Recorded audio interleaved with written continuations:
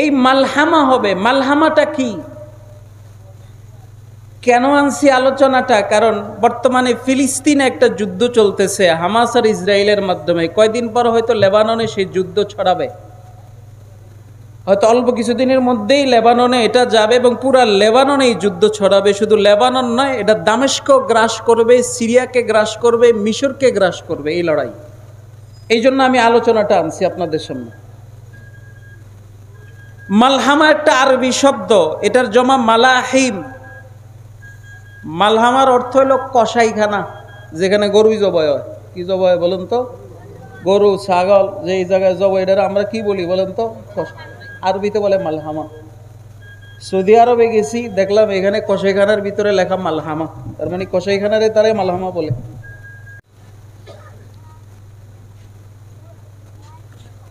ونعوذ بالله من شرور أنفسنا ومن سيئات أعمالنا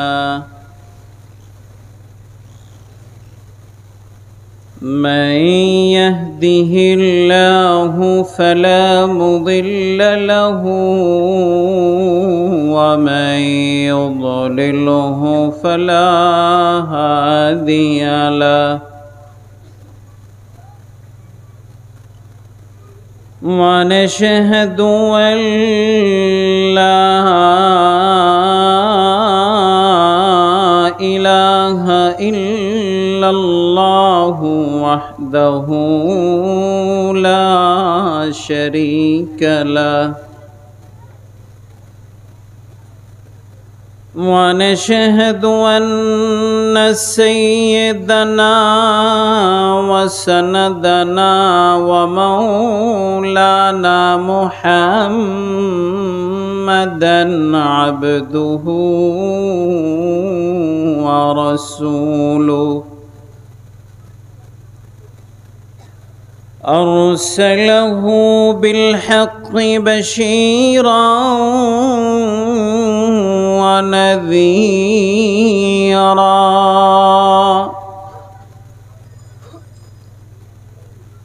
وداعيا إلى الله بإذنه وسراجا منيرا. أما بعد فأعوذ بالله من الشيطان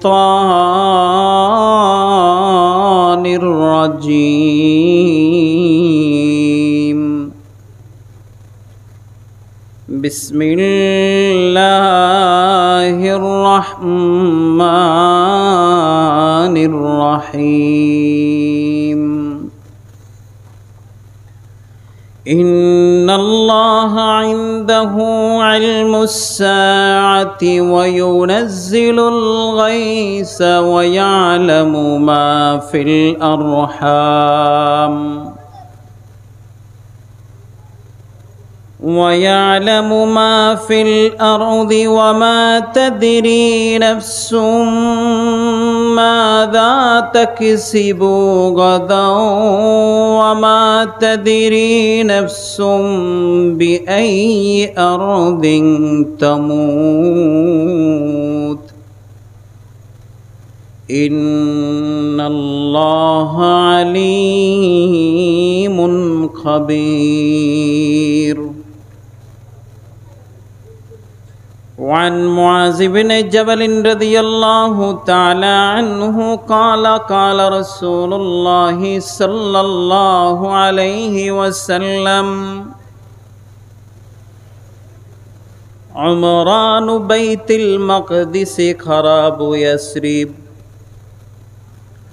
وخراب يثرب خروج الملحمة وخروج الملحمة فتح القسطنطينية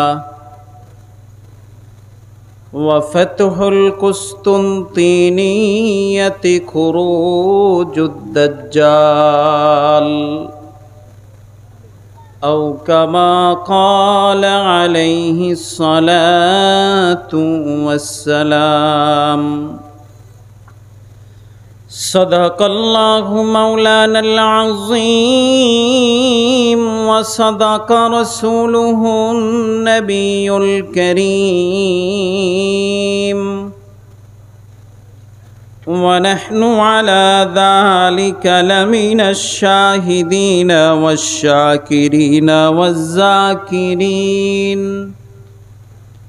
سبحان الله وبحمده سبحان الله العظيم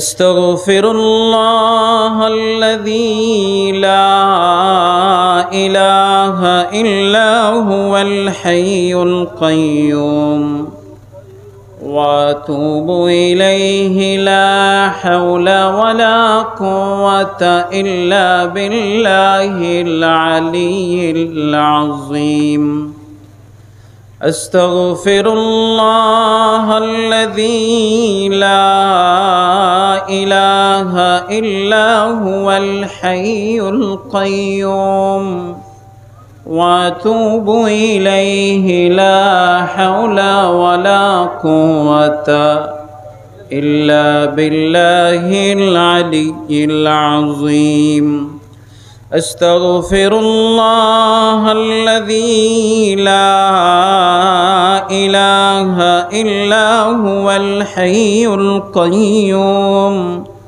وأتوب إليه لا حول ولا قوة إلا بالله العلي العظيم اللهم صل على محمد وعلى آل محمد كما صليت على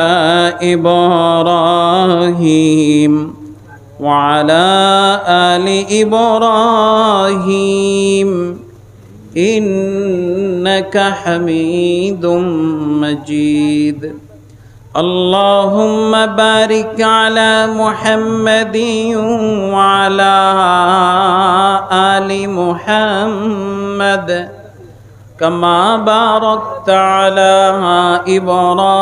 إبراهيم وعلى آل إبراهيم إنك حميد مجيد খিড্ডা ওলামা পরিষদ ও পাঠাগারের উদ্যোগে আয়োজিত আজকের 21শে জুন 2024 রোজ শুক্রবার 27তম ইসলামী মহাসম্মেলনের সম্মানিত সভাপতি আমন্ত্রিত হযরত উলামায়ে কেরাম উলামায়ে ইজম, আমার সামনে ডানে বামে উপস্থিত অত্র এলাকার সর্বস্তরের ইসলাম প্রিয় তৌহিদি জনতা, পর্দার আড়ালে অবস্থানরত মা ও বোনেরা, আমি আপনাদের সম্মুখে পবিত্র কালামুল্লাহ শরীফ থেকে একটি আয়াত, অসংখ্য হাদিস সমূহ থেকে ছোট্ট একটি হাদিস তেলাওয়াত করেছি। আয়াত ও হাদিসের আলোকে মুখতাসার সময় কিছু জরুরি দিক নির্দেশনামূলক আলোচনা পেশ করার চেষ্টা করব, আল্লাহ যদি তৌফিক দান করেন। আলহামদুলিল্লাহ, এখানে বেশিরভাগ ওলামা তলাবাদের সমাবেশ দেখা যাচ্ছে চতুর্দিকে। এই জন্য আপনারাও একটু খেয়াল দিয়ে আজকের আলোচনাটা একটু শুনবেন, অনেক কিছু নেওয়ার আছে ইনশাল্লাহ, আশা করতেছি। যে আয়াতটি তেলাওয়াত করেছি, এই আয়াতের মধ্যে আল্লাহ রব্বুল আলামিন 5টা গায়েবের কথা, গায়েবের জিনিসের কথা উল্লেখ করেছেন। যে 5টা জিনিসের এলেম একমাত্র আল্লাহ ছাড়া পৃথিবীর আর কারো কাছে নেই। এর মধ্যে একটা হলো কিয়ামত কবে হবে, এটা আল্লাহ ছাড়া কেউ জানে না। আরেকটা হলো ওয়ুনাজ্জিলুল গাইস, লম্বা হবে আলোচনা, যাব না। আমার মূল আলোচনা হলো এটা যে কিয়ামত কবে হবে। এই ব্যাপারে আল্লাহ স্পষ্ট ঘোষণা দিয়েছেন যে একমাত্র এটার ইলম আল্লাহ ছাড়া পৃথিবীর আর কারো কাছে নাই। হাদিসে জিবরাইলের ভিতরে আপনারা পড়েছেন, জিবরাইল আমিন প্রশ্ন করেছিল যে মাতাসসা, কিয়ামত কবে? আল্লাহ রাসূল কি জবাব দিয়েছেন? মাল মাসউলু আনহা বিআলাম মিনাস সাইল। অর্থাৎ মাসউল, সাইল যেরকম জানে না, মাসউলও জানে না। এর অর্থ হলো সাইল যেমন জানে না, মাসউলও, তো জিবরাইল যেমন জানে না, তুমি আমাকে প্রশ্ন করছো, আমিও জানি না। কিন্তু এটা জানা না থাকলেও আল্লাহ রাসূল সাল্লাল্লাহু আলাইহি ওয়াসাল্লাম কিয়ামত কখন হবে তার কিছু আলামত, সুনির্দিষ্ট আলামত হাদিসের মধ্যে বয়ান করেছেন। নির্দিষ্ট কিয়ামতের তারিখ বলে নাই, কিন্তু কিছু আলামত বলছেন। ওই আলামতগুলো যদি তোমাদের সম্মুখে আসে তাহলে মনে করবা কিয়ামত অতি সন্নিকটে। সে আলামতগুলি কি? হাদিসের মধ্যে কিছু আলামতের কথা বলা হয়েছে যেগুলোকে আলামতে সুগরা বলা হয়, আবার কিছু আলামতের কথা বলা হয়েছে যেগুলোকে আলামতে কুবরা বলা হয়। আলামতে সুগরা মানে ছোট ছোট কিছু আলামত, আর আলামতে কুবরা হলো বড় বড় আলামত। বড় বড় আলামত হাদিসের মধ্যে 10টা বলছে। কয়টা? 10টা। এই 10টা বড় বড় আলামত হবে কিয়ামতের আগ মুহূর্তে। আর এই বড় 10টার আগে আরো কিছু আলামত আছে যেগুলিকে ছোট ছোট আলামত বলা হয়। এই আলামতের মধ্য থেকে একটা আলামত হলো মালহামা। কি বলেন তো? এটা এখনকার সময়ের জন্য সবচেয়ে আলোচিত একটা বিষয়, যে মালহামা সংগঠিত হবে অতি সত্বর। এখন মালহামাটা কি, যেটা হাদিসের মধ্যে আসছে কয়েক জায়গায়। এই জন্য হাদিসের কিতাবের ভিতরে মুসান্নিফরা আলাদা বাব কায়েম করেছেন, কিতাবুল মালহামা, কেউ কায়েম করছেন কিতাবুল মালাহিম। যারা আপনার হাদিসের কিতাব পড়ান দেখবেন হাদিসের কিতাবের শেষের দিক থেকে এই অধ্যায়গুলি আছে। আমরা তো শুরু দিয়া কিতাব তহারাত আর সলাত আর সিয়াম পড়তে পড়তে পরে যে আর কি আছে এই খবর আর আঙ্গ থাকে না, ওই এগুলির তাকরির করতে করতেই শেষ। যাই হোক, এই মালহামা হবে। মালহামাটা কি, কেন আনছি আলোচনাটা? কারণ বর্তমানে ফিলিস্তিনে একটা যুদ্ধ চলতেছে হামাস আর ইসরায়েলের মাধ্যমে। কয়দিন পর হয়তো লেবাননে সেই যুদ্ধ ছড়াবে, হয়তো অল্প কিছুদিনের মধ্যেই লেবাননে এটা যাবে এবং পুরা লেবাননে এই যুদ্ধ ছড়াবে। শুধু লেবানন নয়, এটা দামেস্ক গ্রাস করবে, সিরিয়াকে গ্রাস করবে, মিশরকে গ্রাস করবে এই লড়াই। এই জন্য আমি আলোচনাটা আনছি আপনাদের সামনে। মালহামা একটা আরবি শব্দ, এটার জমা মালাহিম। মালহামার অর্থ হলো কসাইখানা, যেখানে গরু জবাই হয়। কি জবাই হয় বলেন তো? গরু, ছাগল, যে এই জায়গায় জবাই, এটা আমরা কি বলি বলেন তো? আরবিতে বলে মালহামা। সৌদি আরবে গেছি, দেখলাম এখানে কসাইখানার ভিতরে লেখা মালহামা, তার মানে কসাইখানারে তারাই মালহামা বলে। মানে শেষ জামানায়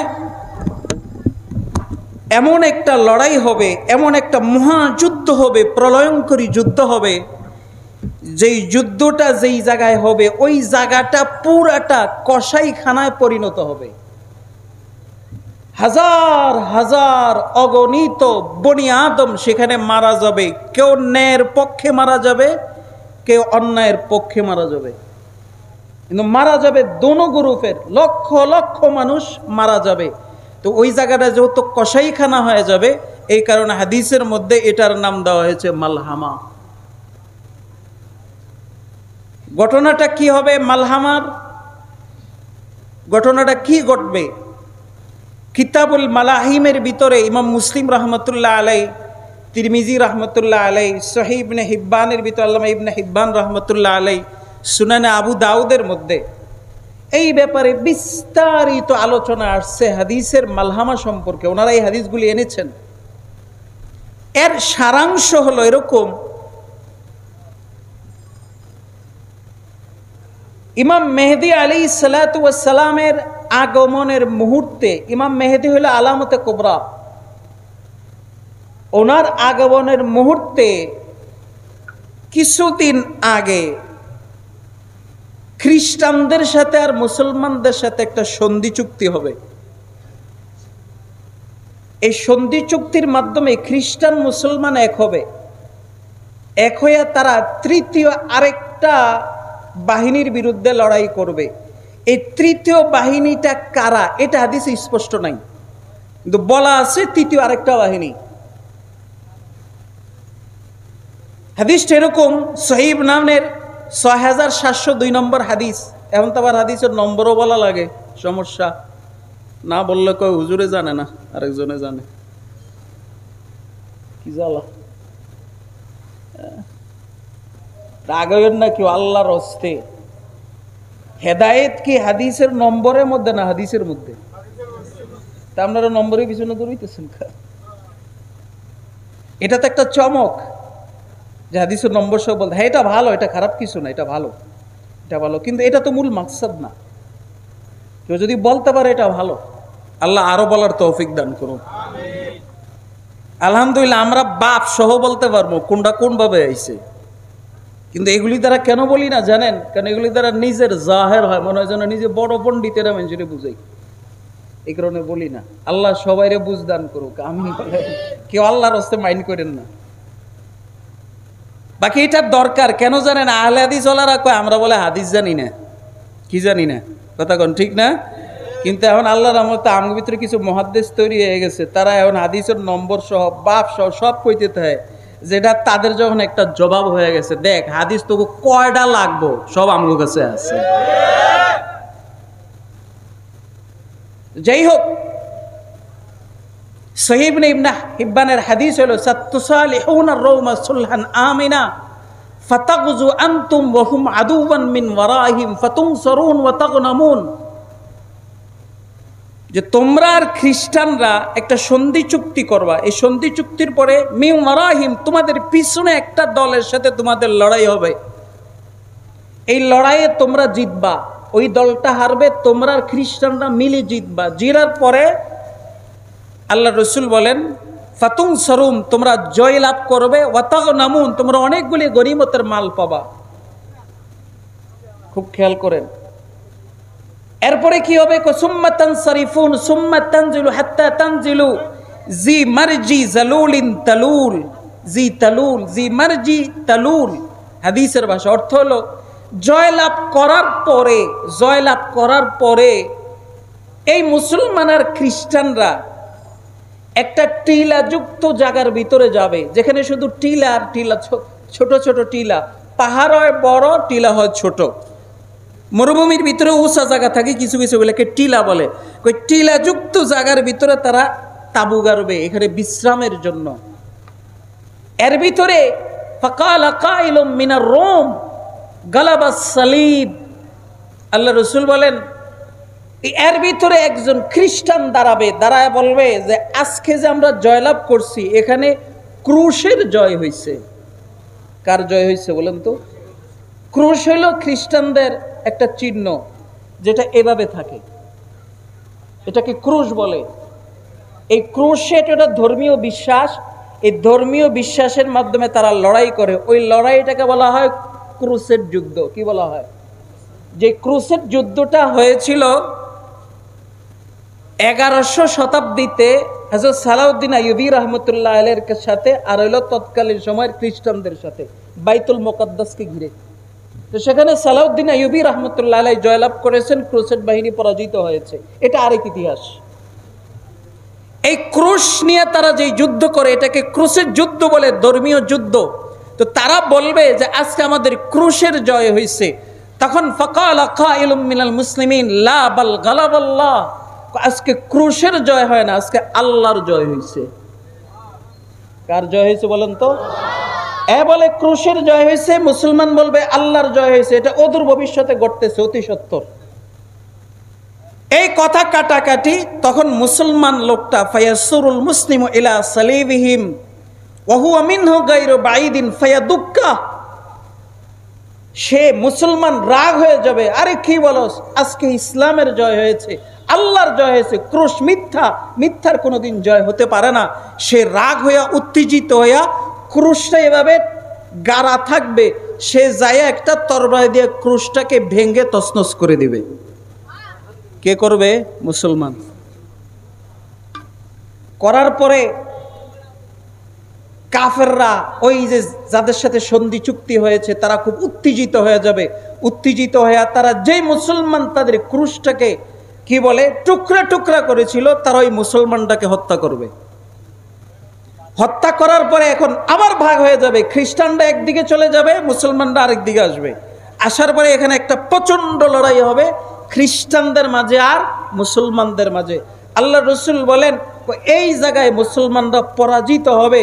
ফায়ুকরিমুল্লাহু তিলকাল আসাবা মিনাল মুসলিমিনা বিশাহাদা, আল্লাহ তাআলা এই জায়গায় মুসলমানদের প্রত্যেকটা সদস্যকে শাহাদাতের মর্যাদা দ্বারা সম্মানিত করবেন। অর্থাৎ এই জায়গায় ক্রুসেডদের জয়ী হবে, মুসলমানরা হারবে, সব শহীদ হয়ে যাবে। শহীদ হওয়ার পরে এই খ্রিস্টানরা তাদের নেতার কাছে যাবে, যায় বলবে ফাকাল আলী সাহিবির রুম, তাদের রুমকে বলবে কাফাইনা কাল আরব, নেতা আমনের যাওয়া লাগে নাই, আমরাই আরব করে শেষ করে দিচ্ছি। এরপরে কি হবে? ফায়াজতামিউনা লিল মালহামা, মুসলমানরা পরাজিত হইয়া আবার এটার প্রতিশোধ নেওয়ার জন্য প্রস্তুতি গ্রহণ করবে। এই খবর খ্রিস্টানদের কাছে যাবে, তখন খ্রিস্টানরাও এই যুদ্ধের জন্য তৈরি হবে। এদিক দিয়ে মুসলমানদের প্রস্তুতি চলবে, আর এদিক দিয়ে খ্রিস্টানদের প্রস্তুতি চলবে। এই দুই প্রস্তুতির মধ্যে আল্লাহ রসুল বলেন ফায়াতুনা তাহতা তাহতা সামানিনা গায়া ওয়া ফি তাহতা কুল্লি গায়াতিন ইসনা আশারা আলফা, খ্রিস্টানরা সেদিন ৮০টা পতাকার তলে সমবেত হয়ে ওই জায়গায় আসবে। কোথায় একটু পরে বলতেছি। প্রত্যেকটা পতাকার দলে ১২,০০০ খ্রিস্টান থাকবে। কত হাজার? এরকম ৮০টা পতাকা। ৮০ ১২,০০০-এর ভিতরে গুণ দিয়া দেখেন ৯,৬০,০০০। কত বলেন তো? এই ৯,৬০,০০০ খ্রিস্টান এক ৮০টা পতাকার তলে সমবেত হয়ে মুসলমানদের বিরুদ্ধে লড়াই করার জন্য আসবে। আর এই লড়াইটার নামই হলো মালহামা। এটা এমন একটা মহাযুদ্ধ হবে, ৯,৬০,০০০ খ্রিস্টান একদিকে, আরেকদিকে মুসলমানের সংখ্যা কত এটা হাদিসে নাই। এটা কমও হইতে পারে, বেশি হইতে পারে। হবে কোথায়? হবে কোথায়? হাদিসের ভাষ্য অনুযায়ী এটা হবে দামেস্কের পাশে, সিরিয়ার দামেস্ক, আরবিতে দিমাস্ক বলে, বাংলায় দামেস্ক বলে। এই দামেস্কের পাশে দুইটা জায়গা, একটার নাম দাবিক আর একটার নাম গোতা। এখনো এই নামে আপনারা যারা আরবি মানচিত্র আপনাদের কাছে আছে, যাদের কাছে ওলামায়ে কেরাম, সেখানে সিরিয়ার মানচিত্রের ভিতরে প্রত্যেকটা শহরের নাম আছে, এলাকার নাম আছে। সেখানে যায় দেখবেন দুইটা এলাকা আছে, একটার নাম গোতা আর একটার দাবিক। এই গোতা পাশাপাশি জায়গা, গোতার দাবিক, দামেস্কের পাশে দুইটা শহর। এই গোতায় থাকবে যারা ইমানদার তাদের অবস্থান, আর দাবিক হবে খ্রিস্টানদের অবস্থান। কথা বুঝতেছেন আপনারা আমার?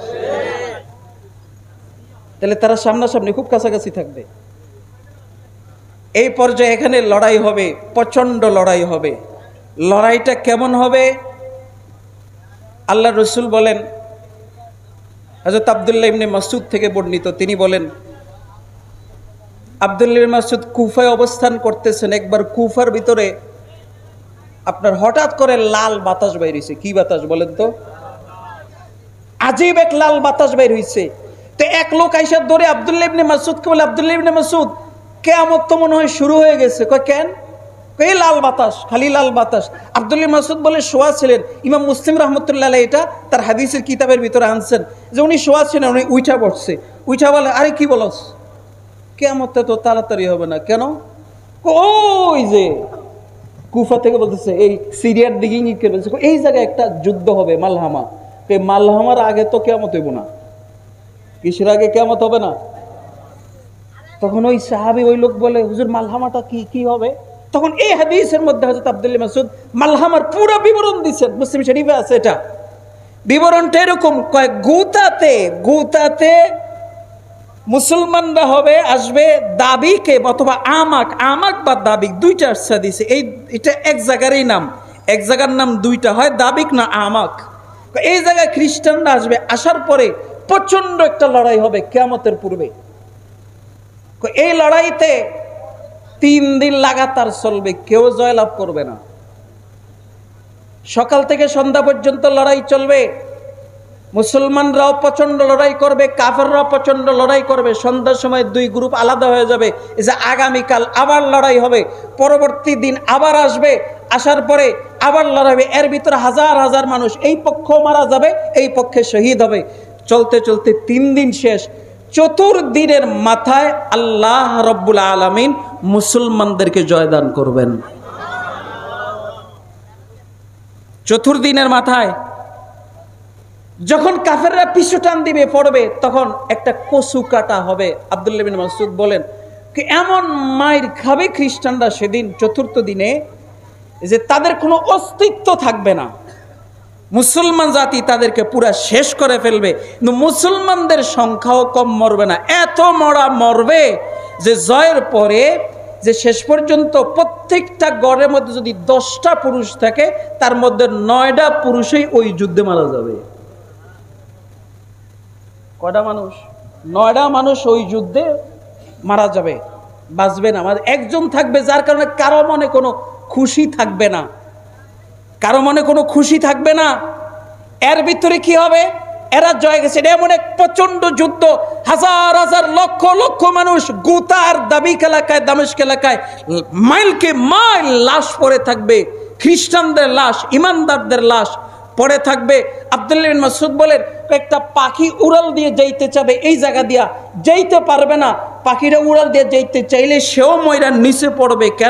কেন পড়বে? এটা 2টা কারণ। একটা কারণ হয়তো যুদ্ধের এত সরগরম হবে, এত মারাত্মক হবে যে এটার আসর আকাশের অনেক উপর পর্যন্ত যাবে, এটার দুর্গন্ধের কারণে পাখি সহ্য করবে না, পাখিও মারা যাবে। তার মানে এদিকে ইঙ্গিত করতেছে হয়তো গোলা বারুদের লড়াই হবে।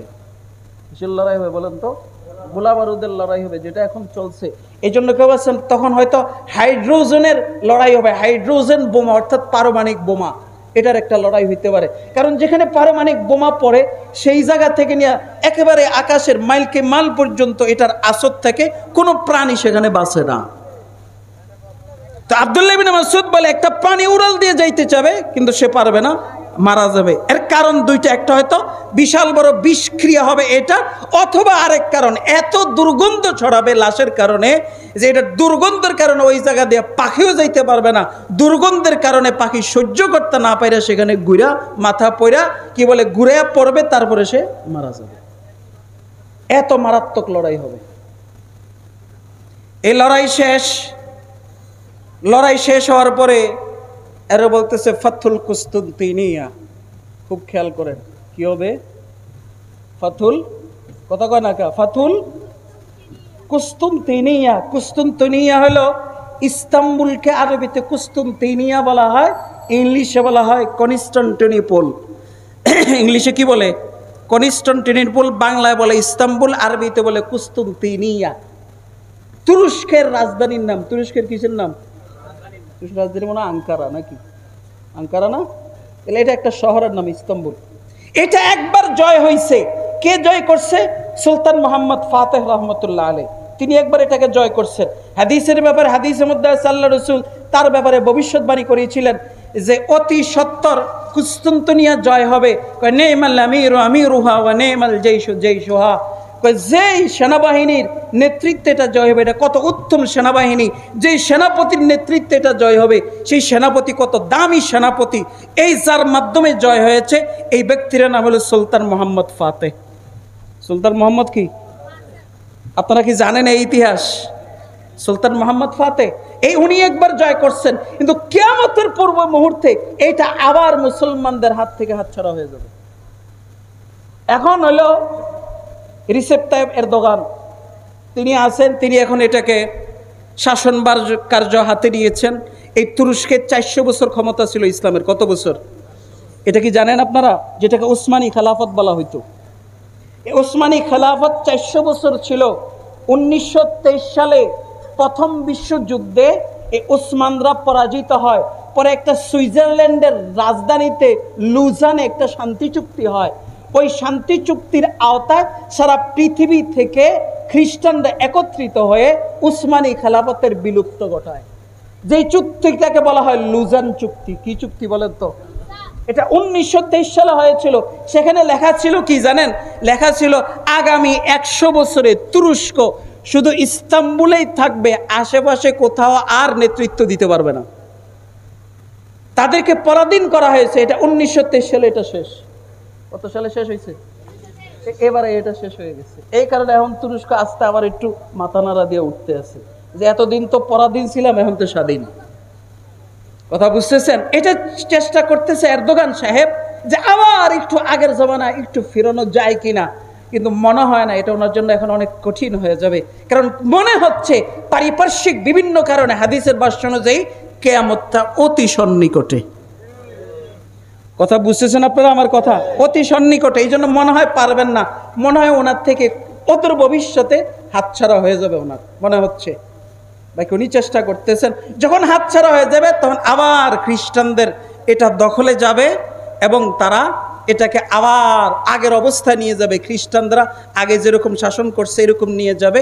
তা আল্লাহর রাসূল বলেন এই মালহামার মহাযুদ্ধের পরে কুস্তুনতুনিয়া জয় হবে। যখন কুস্তুনতুনিয়া জয় হয়ে যাবে, আব্দুল্লাহ বিন মাসউদ বলেন ফাবাইনাহুম ইয়াকসিমুনাল গানায়েম ওয়া ইউআল্লিকুনা আসলিহাতাহুম বিজাইতুন। তারা মালহামা শেষ কইরা ইস্তাম্বুলে গেছে, ইস্তাম্বুল জয় করছে। এই বাহিনী জয় করার পরে তারা তরবারিটাকে, তাদের অস্ত্রকে জাইতুন গাছের সাথে লটকাইছে একটু বিশ্রাম নেওয়ার জন্য। লটকায় তারা বিশ্রাম নিতেছে আর গনিমতের মাল তাকসিম করতেছে। এর ভিতর আওয়াজ আসবে। কি আওয়াজ? আরে দাজ্জাল তো বের হয়ে গেছে, দাজ্জাল তো তোমাদের পরিবারের কাছে গেছে, ঘরে ঘরে যাইতেছে, যে তোমাদের পরিবারদেরকে বেঈমান বানাইতেছে। এই খবরটা দিবে। এর ভিতরে ইমাম মেহেদির আগমন। কার আগমন বলেন তো? এই মালহামার অবস্থা ইমাম মেহেদির আগমন ঘটবে। কোথায় ঘটবে? ইমাম মেহেদির আগমন ঘটবে হলো হেরেম শরীফে, বাইতুল্লাহতে। উনি তাওয়াফরত অবস্থায় থাকবেন। খোরাসান থেকে একটা কালো পতাকা বাহি যাবে এবং সিরিয়া থেকে 40 জনের একটা কুতুবদের, আল্লাহর ওলিদের জামাত আসবে। তারা সারা পৃথিবীতে মালহামা চলতেছে, যুদ্ধ বিগ্রহ চলতেছে, কোথাও কোনো শান্তি নাই। এর মধ্যে এই 40 জন সিরিয়ার আল্লাহর ওলি তাওয়াফরত অবস্থায় ইমাম মেহেদিকে চিনে ফেলবে। কাকে চিনবে?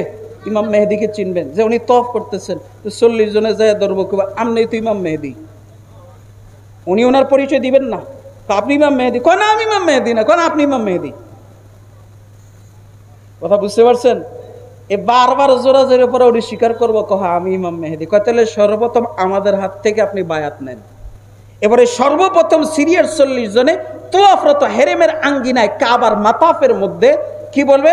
এই দাজ্জালের বিরুদ্ধে লড়াই করার জন্য এবং পুরো পৃথিবীতে ইসলামী হুকুমত কায়েম করার জন্য ইমাম মেহেদি এই 40 দিন থেকে, এই 40 জন থেকে জিহাদের বায়াত নেবেন। কিসের বায়াত নেবেন বলেন তো? জিহাদের বায়াত নেবেন, কেতালের বায়াত নেবেন। এরপরে লম্বা ঘটনা, খোরাসান থেকে এক বাহিনী যাবে, বিভিন্ন কাহিনী ঘটবে। তো বলতেছিলাম এই মালহামা যেটা হবে, এই মালহামার আগে দুইটাই মালহামা হবে না, আগে একটা প্রেক্ষাপট তৈরি হবে। আগে একটা কি হবে বলেন? যে প্রেক্ষাপটের ভিতরে খ্রিস্টান আর ইমানদারদার সোলা করবে, তৃতীয় আরেকটা পক্ষের বিরুদ্ধে লড়াই করবে। এটার প্রেক্ষাপট কিভাবে হবে? হাদিসের ভাষ্য অনুযায়ী বোঝা যায় প্রেক্ষাপটটা তৈরি হওয়ার জন্য এর আগে ছোট ছোট কিছু যুদ্ধ হবে। ছোট ছোট কি হবে? এই যে বর্তমানে দেখেন ফিলিস্তিনে যে লড়াই চলতেছে, বিজ্ঞ উলামায়ে কেরাম বলতেছেন এটা হলো মালহামার সূচনা। কিসের সূচনা? মালহামার সূচনা। এখানে ঘাবড়ানোর কিছু নাই। আপনারা বলতেছেন যে হায় রে, ফিলিস্তিনরা এত মার খাইতেছে, এত কষ্টের ভিতরে আছে, এত অসুবিধার ভিতরে, ঘাবড়ানোর কিচ্ছু নাই। এটা আল্লাহর মর্জি মোতাবেক হচ্ছে। আল্লাহ ওই মালহামার দিকে নিচ্ছেন। কোন দিকে নিচ্ছেন বলেন তো? মালহামার দিকে নিচ্ছেন। এই জন্য মালহামার আগে কি হবে জানেন? এই অঞ্চলটা পুরোটা উত্তপ্ত হয়ে যাবে, একবার পুরোটা। সিরিয়া, দামেস্ক, জর্দান, ফিলিস্তিন, হ্যাঁ, মিশর, এই পুরোটা উত্তপ্ত হয়ে যাবে। এখানে কোনো শান্তি থাকবে না। তো কেমন হবে? আল্লাহ তো আরেকটা গ্রুপ দিয়ে করব। এই গ্রুপটার নাম হলো ইসরায়েল। এই গ্রুপটার নাম কি বলেন তো? আমরা কোন হ্যাঁ হামাসে লড়াই করতেছে না, সে হামাসের বিরুদ্ধে লড়াই করছে, সেটা প্ল্যান নিয়ে অগ্রসর হচ্ছে। প্ল্যানটা কি জানেন? ইহুদিদের ভিতরে একটা গ্রুপ আছে, এটাকে জায়নবাদ বলা হয়। জায়নবাদ বলা হয়। কি বলা হয় বলেন তো? জায়নবাদ বলা হয়। এটা মারাত্মক আকীদা। কি আকীদা জানেন? তাদের আকীদা হলো তারা তো মুসা নবীর উম্মত। কার উম্মত বলেন তো? এরা আমাদের নবীকে নবী মানে না, মুসা নবীকে নবী মানে। তো মুসা নবীর পরে আরো কিছু নবী আসছিলেন, যেমন হযরত দাউদ আলাইহিস সালাম, হযরত কি বলে সুলাইমান আলাইহিস সালাম। এই সকলেই এই বনি ইসরাইলের উম্মত ছিল। তো জায়নবাদরা ঠিক করছে যে সর্বশেষ, খুব খেয়াল করেন, সর্বশেষ এদের মুসা নবীর উম্মতদের রাষ্ট্র কতটুকু ছিল। তো তারা গবেষণা করে দেখছে সর্বশেষ যেটা বিস্তৃত তাদের রাষ্ট্র ছিল সেটা ছিল হযরত দাউদ আলাইহিস সালামের জমানায়। কোন জমানায়? দাউদ আলাইহিস সালামের জমানায় ইহুদিদের এই বনি ইসরাইলের আপনার রাষ্ট্র ছিল একেবারে নীল নদ থেকে নিয়ে, খুব খেয়াল করেন, লোহিত সাগর নীল নদের পার থেকে নিয়ে এদিকটা মিশর, সিরিয়া, জর্দান, লেবানন, ফিলিস্তিন, এই পুরো অঞ্চলটা ছিল হলো দাউদ আলাইহিস সালামের রাজত্ব। তারা এখন প্ল্যান সাজে, আমরা যেহেতু এটা আমাদের আগের পূর্বপুরুষদের ছিল, তা আমরা আমাদের আবার পূর্বপুরুষদের যেই ভূমি ছিল সেই ভূমিতে আমরা আবার ফেরত যাব। এই জন্য তাদের প্ল্যান শুধু ফিলিস্তিন না, তাদের প্ল্যান হলো লেবানন দখল করা, তাদের প্ল্যান হলো সিরিয়া দখল করা, তাদের প্ল্যান হলো মিশর দখল করা, তাদের প্ল্যান হলো জর্দান করা দখল। এক কথায় লোহিত সাগরের আগে পুরা অঞ্চল তারা ইহুদি রাষ্ট্র প্রতিষ্ঠা করবে, এই স্বপ্ন নিয়ে তারা অগ্রসর হচ্ছে। কথা বুঝতেছেন আপনারা আমার? এই জন্য তারা এটা বাস্তবায়নের জন্য তারা অগ্রসর হচ্ছে। গতকালকে হুমকি দিয়েছে, তারা যুদ্ধের প্ল্যান অনুমোদন করেছে, কি লেবাননের বিরুদ্ধে তারা সর্বাত্মক লড়াইয়ে নামবে। ফিলিস্তিন তো লড়াই চলতেছে, লেবাননের বিরুদ্ধে তারা নামবে। এরপরে এটা শেষ হলে এরপরে ধরবে দামেস্কে, কারণ দামেস্কে লেবানন কাছাকাছি। মিশরকে এখন ধরবে না, মিশরকে ধরবে সবাই শেষে। এটা তাদের প্ল্যান। কিন্তু আল্লাহর প্ল্যান হলো বড় প্ল্যান। তারপর বলেন আল্লাহু খায়রুল মাকিরিন, নাকি? যত প্ল্যানেই করুক, কিন্তু আল্লাহর চেয়ে বড় প্ল্যান তার কেউ তৈরি করতে পারে না। এই জন্য বায়দুস্ত বুজুর্গ, ফিলিস্তিনি বর্তমানে মাইর খাওয়া, তারা কোরবানি দিচ্ছে, তারা অনেক কিছু করতেছে, এটা আমরা ব্যথিত হব, এটা আমাদের ঈমানের দায়িত্ব। কিন্তু তাদের কোরবানি দ্বারাই আল্লাহ পুরা পৃথিবীর জন্য ইসলামী হুকুমতের ইন্তজাম করবেন ইনশাআল্লাহ, মালহামার মাধ্যমে হবে।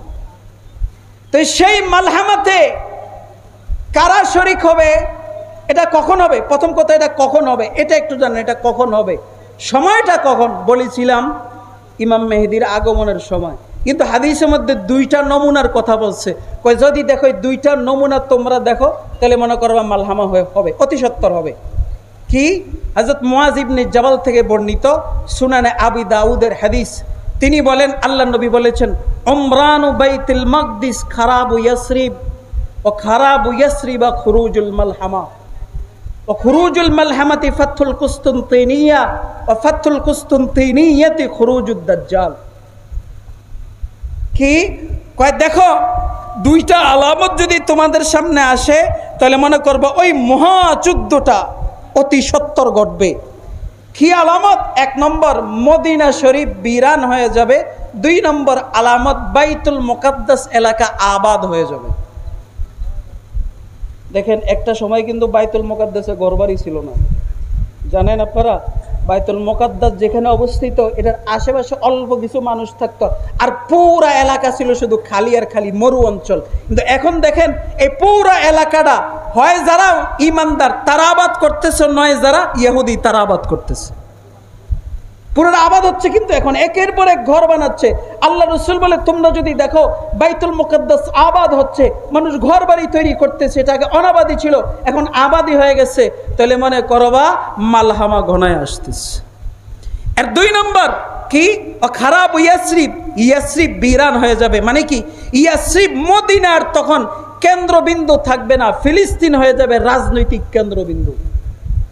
হিসাব করে দেখেন, একটা সময় মদিনা ছিল রাজনৈতিক কেন্দ্রবিন্দু, রাজনৈতিক মুসলমানদের সবকিছু পরিচালনা হয়তো কই থেকে বলেন তো, মদিনা থেকে। কিন্তু এখন আর এখান থেকে কোনো রাষ্ট্রীয় কাজ পরিচালনা হয় না মুসলমানের, এখন পুরোটা ফোকাস পড়ছে ফিলিস্তিনের উপর। কিসের উপর বলেন তো? তাহলে আল্লাহ রাসূল হাদিসের সাথে মিলতেছে। আল্লাহ রাসূল বলেছেন বাইতুল মুকাদ্দাস আবাদ হবে, এখানে ফোকাস থাকবে। মদিনা আবাদ অনাবাদি হয়ে যাবে, ফোকাস ওইদিকে থাকবে না। যদি এমন ঘটনা ঘটে তাহলে আল্লাহ রাসূল বলেন খুরুজুল মালহামা।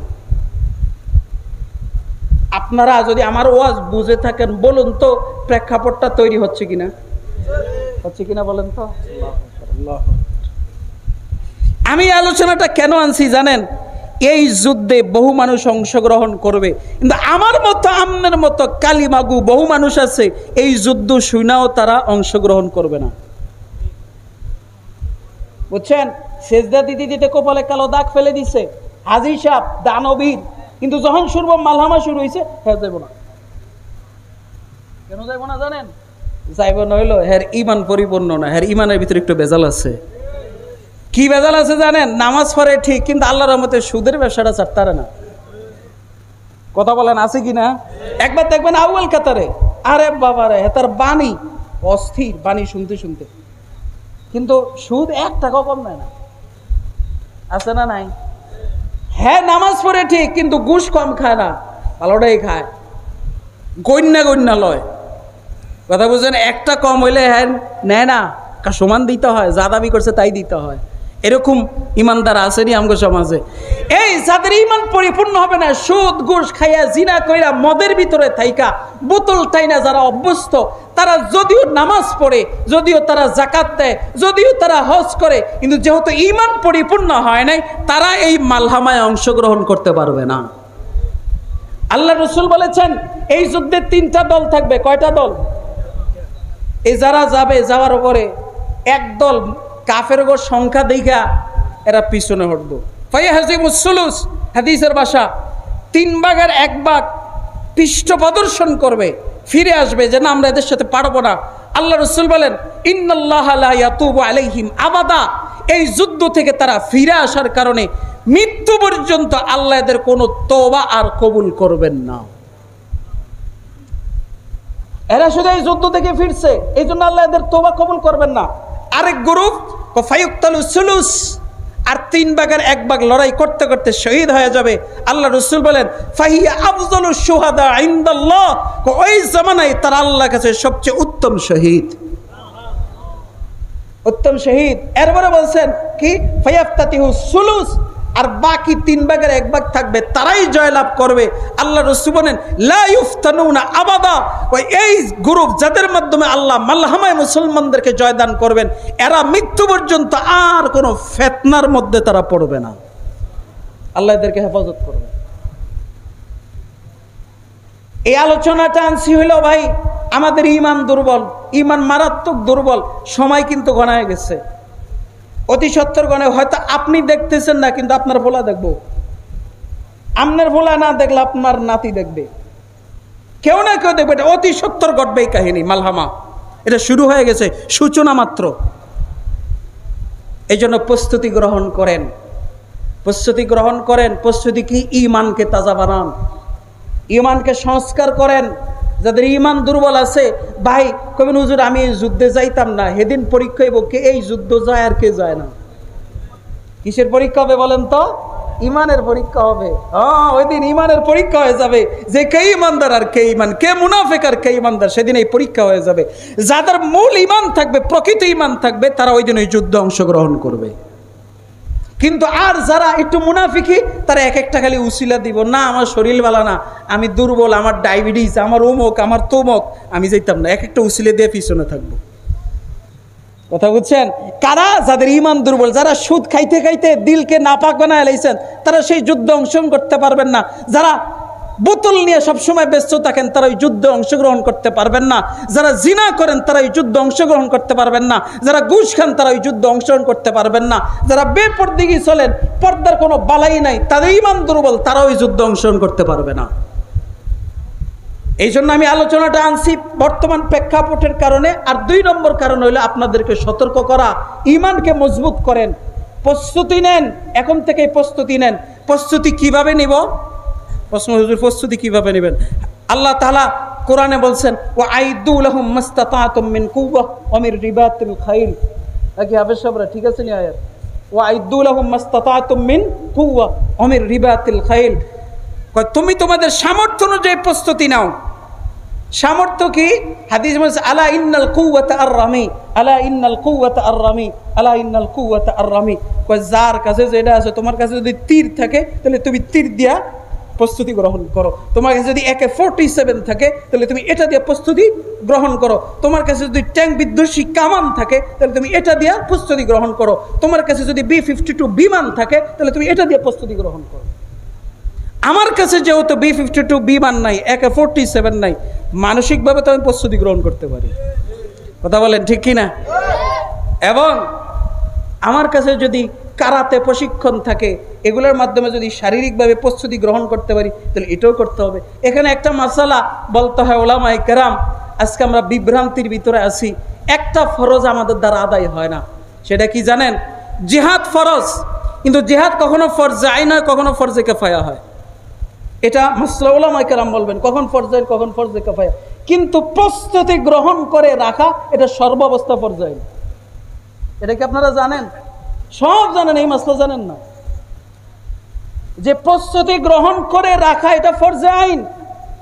এটা যারা করবে না, নামাজ যেরকম ফরজে আইন, প্রস্তুতি গ্রহণ করে প্রস্তুত থাকা এটাও ফরজে আইন। নামাজ সাল্লে যেরকম গুনাহ হয়, এরকম প্রস্তুতি গ্রহণ না করলে আপনি গুনাহগার হবেন। কথা বুঝতেছেন আপনারা? আমার কথা বুঝে? ওলামায়ে কেরাম আছেন এখানে, কবেন হুজুর এখন প্রস্তুতি গ্রহণ করতে কইলে কব জঙ্গি। কি কইব? কথা কন না কা কইব না জঙ্গি? এই জন্য যেভাবে জঙ্গি কইব না সেভাবে করবেন। যে যারে খোঁজে হে আরে পায়। কথা কন ঠিক না? আপনি যদি পারেন যে না আমি প্রস্তুতি গ্রহণ করবো, আমার সামর্থ্য অনুযায়ী আপনি পারবেন, সব পথ খোলা আছে, শুধু তালাশ করা দরকার। কি করা দরকার? আবার বুলবুর জন্য বলে হুজুরে কয়ে গেছে আজকে থেকে জঙ্গি প্রশিক্ষণ নিত। কি এটা কইছি আমি? এটা একবারও কইছি, কারণ এই দেখেন এনে ভিডিও হইতেছে, হেরা তো বাস এই কাম একটা পাইব, এটারে কাটসাট করে কত দূর সরবে। ওই যে হ্যাগো ভিউ হইব, হ্যাগো কমেন্ট হইব, অমুক হইব, তমুক হইব, ওরা বাস এটা দিয়ে টাকা কামাইব, মাঝখান দিয়ে বিপদে পড়বো হুজুরে। কথা কন ঠিক না? এই জন্য কথা অর্ধেক দিন না, পুরোটা দিন। মনে থাকবো না ইনশাল্লাহ? পুরোটা দিয়েন, ভেজাল লাগায়েন না। আমি কইছি প্রস্তুতি গ্রহণ করতে, কিন্তু প্রস্তুতি কি প্রয়োগ করতে কইছি? কথা বলেন, প্রয়োগ করতে কইছি যে ঠিক আছে প্রশিক্ষণ নিয়ে এখন এলাকা যারা আছে এটিরে মারা দর্শমানে, এ কথা কি কইছি নেই? তা আপনি যখন প্রস্তুতি নিয়ে মারামারি শুরু করবেন তখন তো আপনার জঙ্গি কইবই, মানে মারামারি করবেন, আপনার প্রস্তুতি না গ্রহণ করতে গেছি। মনে থাকবেন ইনশাআল্লাহ? এখানে আরেকটা বিষয় সমাধান দিতে হয়। আজকে এখানে ওলামায়ে কেরাম আছেন, আমরা অনেকেই জেহাদের অপব্যাখ্যা দেই। কিসের অপব্যাখ্যা দেই?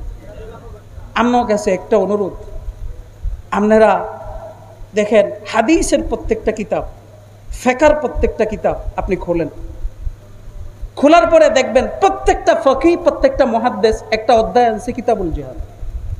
একটা কি আনছে বলেন? এই জিহাদ।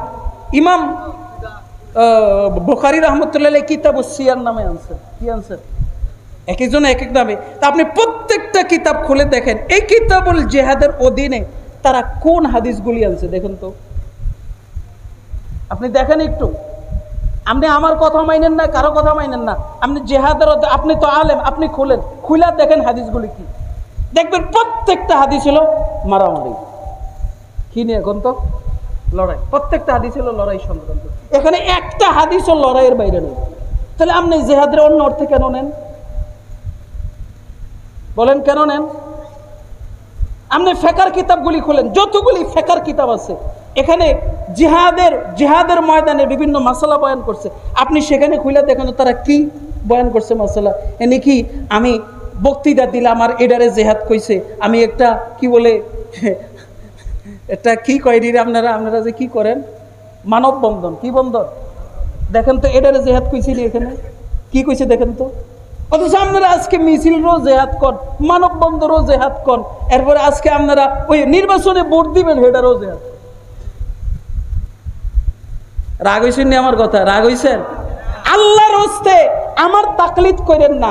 আমিও জানির ফিসাব, আমার তাকলিদ আপনার প্রয়োজন নাই। অমুক অমুক ফিসাব তার তাকলিদ, আপনি তো আলেম কোন আমল তাহকিক ছাড়া করে না। কি ছাড়া করে না বলেন? আলেমের দায়িত্ব হলো তাহকিক করা। হ্যাঁ, যারা আলেম না তারা তাহকিক করবে না, তারা আরেকজনকে মানবে। আপনি তো আলেম, আপনার কাছে তো তাহকিকের যোগ্যতা আছে, তা আপনি হাদিসের কিতাব ফেকার কিতাব একটু খুলে দেখেন তো জিহাদের অধ্যায় কি হাদিস আনছে। তাহলে আপনি নির্বাচনে জেহাদ করেন কেন? রাগ হইছেন আমার কথা? কেন বলতেছেন যে এটা এখন সবচেয়ে বড় জেহাদ? ইন্না লিল্লাহি ওয়া ইন্না ইলাইহি রাজিউন। তাহলে সাদ সাহেব কি দোষ করছে? সাদ সাহেব যে আমরা বয়কট করলাম কেন? উনি দিনের ভিতরে তাহরিফ করছে। কি করছে বলেন তো? এই জন্য তো আমরা ওনারে বয়কট করছি। তো আমরা যদি জেহাদের তাহরিফ শুরু করেন তা আপনারও তো বয়কট ছাড়া আমার কোনো উপায় থাকবে না। ভাই আপনি জিহাদ করতে পারেন না সেটা ভিন্ন জিনিস, কিন্তু তাহরিফ করেন না, একটা অনুরোধ। বিকৃত করেন না, একটা অনুরোধ। কবেন হুজুর বাংলাদেশে এখন জিহাদ নাই কোনো, তা আপনারা কি বাংলাদেশে জিহাদ করতে কইছি নি কেউ? আপনি অপব্যাখ্যা করেন কেন? করতে পারেন না এক হিসাব, কিন্তু অপব্যাখ্যা করেন কেন? অপব্যাখ্যা করেন না, যেটা যেই জায়গায় আছে ওইটাকে ওই জায়গায় মনে রাখবেন। জিহাদ একটা পরিভাষা, জিহাদ একটা কি? নামাজ যেরকম একটা পরিভাষা, হজ যেরকম একটা পরিভাষা, সিয়াম যেরকম একটা পরিভাষা, যাকাত যেরকম একটা পরিভাষা, ঠিক জিহাদও একটা পরিভাষা। নামাজ দ্বারা যেরকম নির্দিষ্ট কাজ বোঝায়, হজ দ্বারা যেরকম নির্দিষ্ট কাজ বোঝায়, সিয়াম দ্বারা যেরকম নির্দিষ্ট কাজ বোঝায়, যাকাত দ্বারা যেরকম নির্দিষ্ট কাজ বোঝায়, ঠিক জিহাদ দ্বারা একটা নির্দিষ্ট কাজ বোঝায়। এটা একটা পরিভাষা। আল্লাহ আমাদেরকে বুঝার আমল করার তৌফিক দান করো। তো বলেন জিহাদের অর্থ কি বলেন তো? জেহাদ আর কিতাল এটা পাশাপাশি শব্দ, কিন্তু একটা জেহাদ দ্বারা যা বুঝায় কাতাল দ্বারা যা বুঝায়। হ্যাঁ কইবেন হুজুর আপনি যে কোন এই কথা, তাহলে আল্লাহর রাসূল যে বলছেন আল মুজাহিদু মান জাহাদা নাফসাহু বিতাআতিল্লাহ, আছে না হাদিসের মধ্যে মুসনাদ আহমদের, যে মুজাহিদ হলো ওই ব্যক্তি যে নিজের নফসের সাথে কি করে। এনে কি লড়াইয়ের কথা আছে কোন? তো এনে কার বিরুদ্ধে কইছে লড়াই করতে? এনে কি অস্ত্র লাগে? তো এনে তো অস্ত্র লাগে না, তো এনে কি ব্যাখ্যা দিবেন? এই কারণে ফুকাহায়ে কেরাম মুহাদ্দিসিন কেরাম বলেছেন জিহাদরে যদি অন্য অর্থে নিতে হয় তাহলে এটার জন্য শরীয়তের নস লাগবে। শরীয়তের কি লাগবে বলেন তো?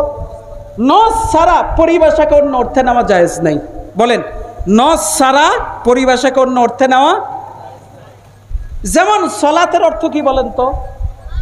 সলাতের অর্থ কি? এই সলাতের কি আর অর্থ নাই? অন্য অর্থ না নাকি? আছে। তিরমিজি শরীফের একটা হাদিস আছে, কি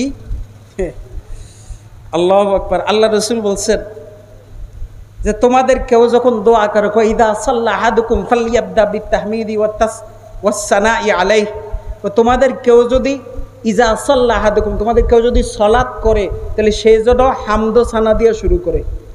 কি দিয়ে শুরু করে বলেন তো? এখানে সালাত কি অর্থে ব্যবহার হইছে? দোয়া। তাহলে বোঝা গেল এখানে সালাত যে দোয়ার অর্থে পাওয়া যায় এর ভিতরে নস আছে। কি আছে বলেন? তাহলে এই জায়গায় সালাতরে দোয়ার অর্থে নেওয়া যায়, কিন্তু অন্য জায়গায় যেখানে নস নাই সেখানে সালাত অন্য অর্থ নেওয়ার কোনো সুযোগ, সেখানে সালাত তার একটা নির্দিষ্ট কাজ বোঝায়। ঠিক মুজাহিদ জিহাদ যদি অন্য অর্থে নিতে চান নস লাগবে, হয় কোরআনের না হাদিসের সুন্নাহর কোনো নস। যদি নস না থাকে তাহলে জিহাদ একটা নির্দিষ্ট কাজেই বোঝাবে, অন্য অর্থে নিলে এটা জিহাদের তাহরিফ করা হবে। ওলামায়ে কেরাম বুঝছেন কিনা আমার কথা? এই জন্য আপনারা সচেতন হন। আপনারা যদি সচেতন হন তাহলে কেউ জিহাদের তাহরিফ করে পার পাবে না ইনশাআল্লাহ সুম্মা ইনশাআল্লাহ। নন আপনিও যদি দালালি শুরু করে দেন তখন আর আফসোস থাকবে না, তখন আর আফসোস থাকবে না যে আপনি আলেম হইয়া কেমনে এদের কথা মানেন। বর্তমানে এই কথাগুলি চলতেছে যে ভোট দেওয়া হলো সবচেয়ে বড় জেহাদ, জানেন? এ কথা যে চলতেছে আপনারা কি জানেন যে ভোট দেওয়া সবচেয়ে বড় জেহাদ? এই কথা চলতেছে। ইন্না লিল্লাহি ওয়া ইন্না ইলাইহি। আরে ভাই, এই গণতান্ত্রিক সিস্টেমে ভোট দেওয়া এটা তো একটা কুফরি সিস্টেম। কি সিস্টেম বলেন? গণতন্ত্রটা কে তৈরি করছে? আব্রাহাম লিঙ্কন 200 বছর আগে। পুরো একটা কুফরি সিস্টেম। এটা তো এমনি হারাম, আবার এটা জেহাদ কোন কেমনে? ইন্না লিল্লাহি ওয়া ইন্না ইলাইহি রাজিউন। আল্লাহ আমাদেরকে আমল করার তৌফিক দান করুক। আচ্ছা বলেন তো, আমি কি কারোর নাম কইছিনি? তাহলে ইউটিউবাররা সাবধান। হ্যাঁ, কইসা যে উজানি শিবির সাহেব অমুকের নাম ধরে হ্যারাসাইজ করে দিচ্ছে, এমন হেডিং দিব, কি আশ্চর্য! আমি কোন জায়গায় মহিলাদের কি ওয়াজ করছি? দেখেন মাওলানা শিবির সাহেব মেয়েদেরকে নিয়ে কি বলছে, দিয়া মেয়ের লগে আমার ছবি দিয়ে দিছি ইউটিউবে। বুঝছেন কথা? আমার একজনে দেখাইছে, হুজুরেই দেখেন একটা কোন নর্তকীর ছবি লগে আপনার ছবি, আপনি বলে মেয়েদেরকে নিয়ে কি কইছেন। পরে আমি ভিতরে ঢুকে দিয়ে আমি মেয়েদের বিভিন্ন মাসলা কইছি, হেডারে হ্যাঁ হেডিং দিছি। রাগ হইছিস না আমার কথা? ইউটিউবাররা সাবধান। যে কথাগুলি বলছি মৌলিক কথা, এগুলি ছড়াও, এগুলি কোরআন হাদিসের কথা, এগুলি দাও। নিজের ফায়দার জন্য না, উম্মতের ফায়দার জন্য দাও। মনে থাকবে তো ইনশাআল্লাহ? আল্লাহ আমাদেরকে আমল করার তৌফিক দান করুক। তাহলে বলতেছিলাম, জিহাদ করা ফরজ, ফরজে আইন, কখনো ফরজে আইন, কখনো ফরজে কিফায়া। কিন্তু প্রস্তুতি গ্রহণ করা কি বলেন তো?